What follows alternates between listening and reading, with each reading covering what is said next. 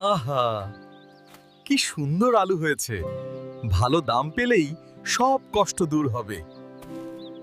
আসসালামু আলাইকুম রহিম ভাই, শুনলাম ফলন খুব ভালো হয়েছে। ওয়ালাইকুম সালাম। হ্যাঁ ভাই, আলু অনেক হয়েছে, কিনবেন নাকি? কিনবো, কিন্তু বাজারে দাম খুব কম। আমি কেজি 15 টাকা দিতে পারি। 12 টাকা? এতে তো আমার খরচই উঠবে না। লাভ না হলে ব্যবসা চলবে কিভাবে? লোকসান দিয়ে চাষ করব নাকি?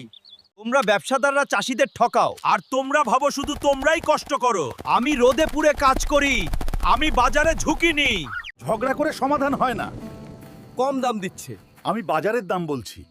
চাষী আর ব্যবসাদার দুজনেই দরকার। 20 টাকা হলে ভালো হয়। ও, আমি 18 দিতে পারি। 19.90 হলে রাজি। ঠিক আছে, 90 টাকাই শেষ কথা।